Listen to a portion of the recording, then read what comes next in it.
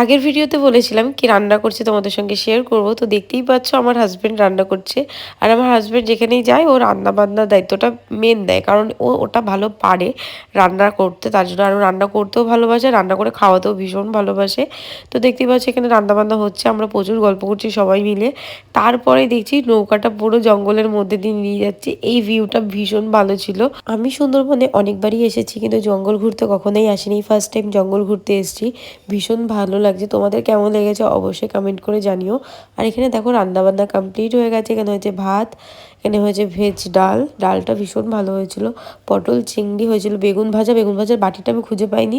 এখানটাও same. আর এখানে হয়েছিল দেশি চিকেন। আর এখানে দেখো সবাই মিলে খেতে বসে পড়েছে। আজকের ভিডিওটা তোমাদের কেমন লেগেছে অবশ্যই জানিও। সুন্দরবনের হয়তো আর ভিডিও আসবে না, আমরা সবাই মিলে খুব আনন্দ করেছি। তোমাদের কেমন লাগলো ভিডিওগুলো অবশ্যই কমেন্ট করে জানিয়ে যে আসতে হবে। আসি, দেখা হবে নেক্সট ভিডিওতে। টাটা সবাইকে।